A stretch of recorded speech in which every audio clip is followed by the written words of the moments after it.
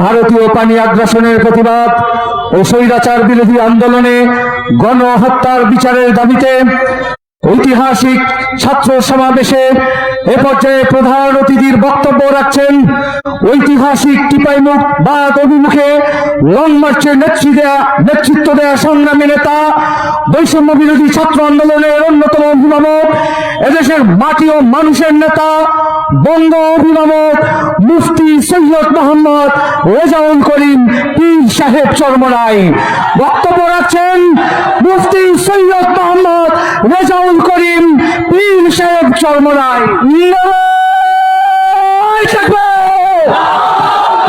শুধু নেতা নয়, নীতি চাই, সারা বাংলায় শুনতে পাই মুক্তির মূল মতো ইসলামী শাসনতন্ত্র, মুক্তির চলছে, লড়াই চলবে। ছাত্র আন্দোলনে বাংলাদেশ জিন্দাবাদ, জিন্দাবাদ, জিন্দাবাদ, জিন্দাবাদ।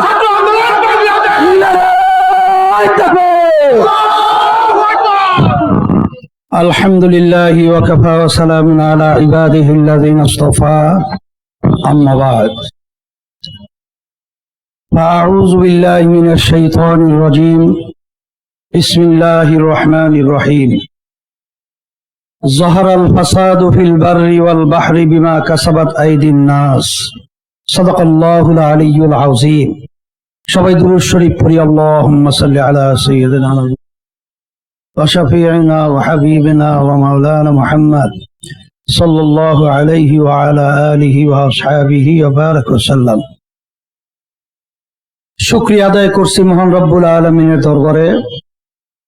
ইসলামী ছাত্র আন্দোলন বাংলাদেশ প্রতিষ্ঠা বার্ষিকী সম্মেলনে উপস্থিত হতে পেরে সবাই বলি আলহামদুলিল্লাহ। আজকে প্রতিষ্ঠা বার্ষিকী সম্মেলনের লক্ষ্য উদ্দেশ্য সম্পর্কে আমরা ইতিমধ্যেই বিভিন্ন পর্যায়ের বক্তাদের বক্তৃতার মাধ্যমে বিষয়টা বুঝতে পেরেছি। আমি ব্যতিক্রম ধর্মী, বিশেষ করে কয়েকটা কথা স্মরণ করায় দেওয়ার জন্য বলছি। আমি আপনাদের সামনে যে আয়াত শরীফ তেলাওয়াত করেছি, আয়াতের মধ্যে আল্লাহ রাব্বুল আলামিন বলেছেন, স্থল ভাগে পানিও ভাগে, যত বিপদ মুসিবত তোমাদের হাতের কামাই। আজকে বাংলাদেশের স্বাধীনতার বয়স 53 বছর চলছে। এই 53 বছরে যাদের মাধ্যমে দেশ চলছিল, বর্তমানে চলছে, এখন বর্তমানে অন্তর্বর্তীকালীন সরকার তারা দেশ পরিচালনা করছে। এর আগে পর্যন্ত বলছি যে এদের মাধ্যমে আসলে আমাদের বাংলাদেশের মানুষ আমাদের যা চাওয়া পাওয়া ছিল, বাস্তবে আমরা তাদের মাধ্যমে কিছুই পাই নাই। বরঞ্চ আমরা পেয়েছি এই ছোট্ট একটা সুন্দর বাংলাদেশ। তামাম দুনিয়ার মধ্যে একবার দুইবার নয়, 5 বার, আরো বেশি কম, দুর্নীতির দিক থেকে ফার্স্ট হয়েছে। আজকে আমরা বাংলাদেশে কি পেয়েছি নতুন ভাবে আলোচনা করে আমি আবার সময় আপনাদের ওভাবে নষ্ট করতে চাই না। আমাদের সামনে পরিষ্কার, রাস্তার নামলে খুন, আর অনেক সময় বাড়িতে থাকলেও গুম। রাস্তায় গুম, বাড়িতে খুন। বিভিন্ন পর্যায়ে এই 16-17 বছরে প্রায় 625 জনের মতো মানুষ গুম হয়েছে। খুনের তো আর কোনো শেষ নাই। আর এই বাংলাদেশের মধ্যে আজকে আমরা বারবার বলছি, স্বাধীনতা আবার দ্বিতীয়বার আমরা অর্জন করেছি।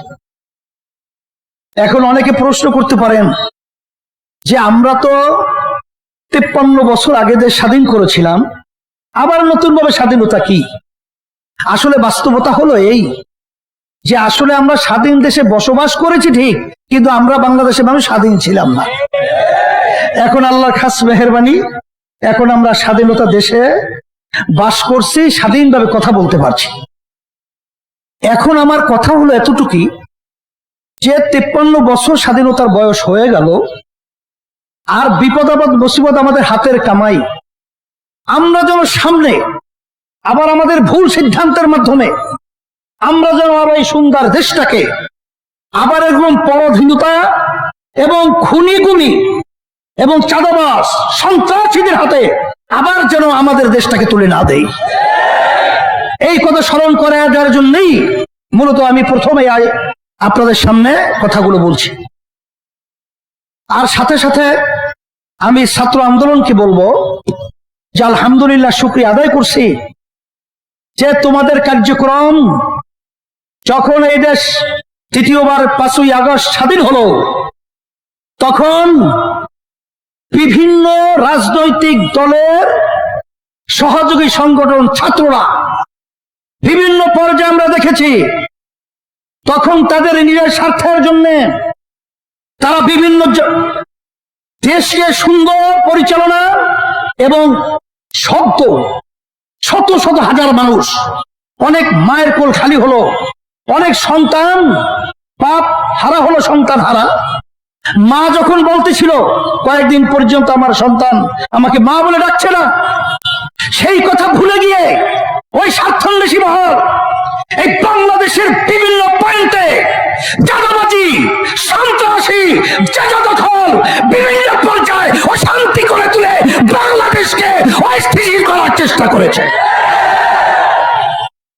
সে সময় আমি তোমাদেরকে ধন্যবাদ জানাই যে তখন তোমরা বাংলাদেশের সংখ্যালঘু এবং অন্যান্য যারা নাকি বাংলাদেশে অন্যান্য ধর্মাবলম্বী রয়েছে, তাদের মন্দির, তাদের গির্জা এবং তাদের জান মাল ইজ্জতের হেফাজতের জন্য তোমরা পাহারা দিয়েছ, তোমরা স্বতঃস্ফূর্ত তাদের পাশে থেকে তাদের জান মাল ইজ্জতের নিরাপত্তার দায়িত্ব পালন করেছ।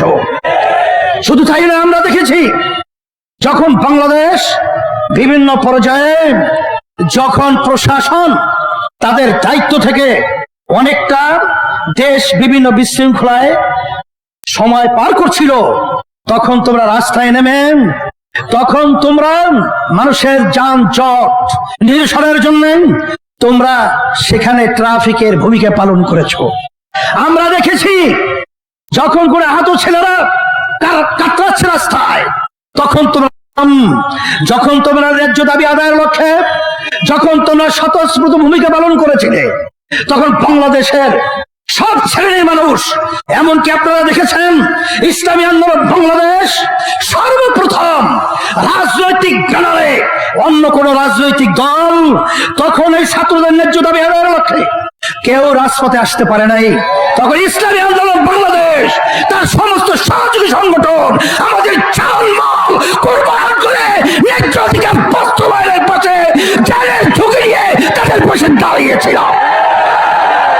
কিন্তু আজকে দুঃখ সাগরে বলতে হয়, যারা অন্তর্বর্তীকালীন সরকার আপনারা দায়িত্ব পালন করেছেন, রাজনীতি করতে করতে চুল পেকে গেছে, দাড়ি পেকে গেছে, দাঁত পড়ে গেছে, কিন্তু ওই চেয়ারে বসার সুযোগ হয় নাই।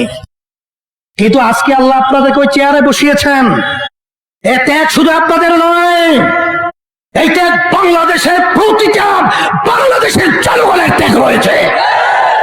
আজকে আপনারা বাংলাদেশে আজকে ইসলামকে, মুসলমানদেরকে এবং তাদের নীতি আদর্শকে অবজ্ঞা করবেন, তাদেরকে গুরুত্ব দিবেন না, এটা হতে পারে না, হতে দেওয়া যাবে না। স্মরণ করাই দিচ্ছি, এদেশে শতকরা 92 জন মুসলমান বসবাস করে, এবং এই দেশের জন্য যদি কেউ কিছু করে থাকে, ইসলামী আন্দোলন বাংলাদেশ সেই টিপাই মুখ বাদ যখন ভারত সরকার দেওয়া ষড়যন্ত্র করেছিল, আমরা লং মার্চ করে ঢাকা থেকে লক্ষের মতো লোক নিয়ে আমরা সেই সিলেট চকিগঞ্জ পর্যন্ত পৌঁছেছিলাম। তখন আমরা অনেক দেশের দরদি দেখেছি, কিন্তু রাজপথে পাই নাই। আমরা করোনার সময় দেখেছি যখন মা সন্তানকে ফেলে পালিয়েছে, স্বামী স্ত্রীকে ফেলে পালিয়েছে, যখন আত্মীয় স্বজন তাদের পাশ থেকে পালিয়েছে, তখন ইসলামী আন্দোলন বাংলাদেশ এবং তার সমস্ত সহযোগী সংগঠন জানের ঝুঁকি নিয়ে তাদের খেদমতের জন্য পাশে গিয়ে তাদের সেবায় নিয়োজিত ছিল। আমরা দেখেছি যখন বাংলাদেশের মধ্যে কোন দুর্যোগ, কত অন্যায়, যত অবিচার যখন প্রতিষ্ঠিত হয়েছে, ইসলামী আন্দোলন বাংলাদেশ এবং তার সমস্ত সহযোগী সংগঠন সর্বপ্রথম এর বিরুদ্ধে রাজপথে আমরা আওয়াজ তুলতে ভুল করি নাই।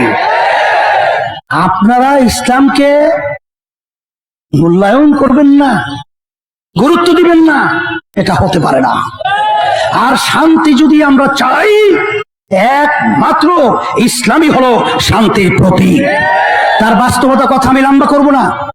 আমি চরমোনা ইউনিয়নে 2003 সালে যখন চেয়ারম্যান হয়েছিলাম এলাকার লোকের অনুরোধে, তখন প্রথম পর্যায়ে হিন্দুরা আমাদেরকে ভোট না দেওয়ার সিদ্ধান্ত নিয়েছিল। কেন? হুজুররা যদি ক্ষমতায় যায় তাহলে আমাদের মন্দির তো থাকবেই না, পূজা আশ্রয় করতে দেবে না।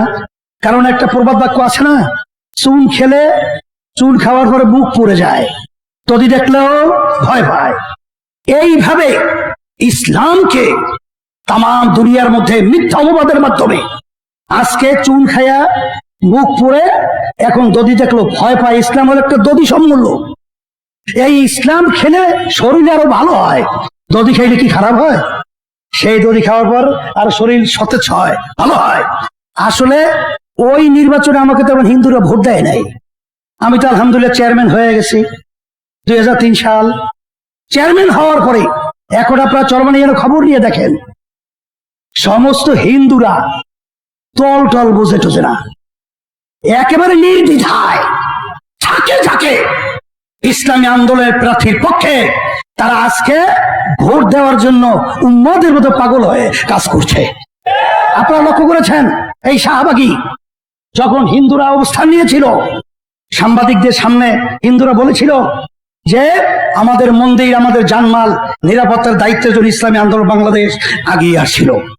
বরিশালে যখন প্রশাসন আমাদেরকে ডেকেছিলেন এবং অন্যান্য রাজনৈতিক দল সহ, তখন হিন্দুরা বলেছিল যে ইসলামী আন্দোলন বাংলাদেশ এবং তার সমস্ত সহযোগী সংগঠন আমাদের জানমাল, আমাদের মন্দির গির্জা পাহারা দেওয়ার বিভিন্ন ভূমিকা পালন করেছে।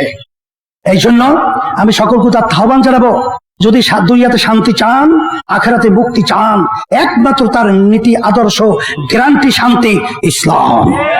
আমি ছাত্রদেরকে বলবো, মাঠ উর্বর, তোমরা মাঠে ময়দানে আমার ছেলেদেরকে দাওয়াত করো, তাদেরকে এই শান্তির ছায়াতলে নিয়ে আসার বিভিন্ন প্রক্রিয়া হাতে নাও, কাজ করো। হরকতে বরকত আন্দোলন মানে নড়াচড়া। আল্লাহ রাব্বুল আলামিন আমাদের সকলকে এই সম্মেলন এবং এই সম্মেলনের মাধ্যমে শান্তির ব্যবস্থা, দুনিয়াতে আখিরাতে মুক্তির ব্যবস্থা করে দে। আল্লাহুম্মা আমিন। রব্বানা আতিনা ফিদ দুনিয়া হাসানাহ ওয়া ফিল আখিরাতি হাসানাহ ওয়া কিনা আযাবান নার বিরহমাতিকা ইয়া আরহামার রাহিমিন।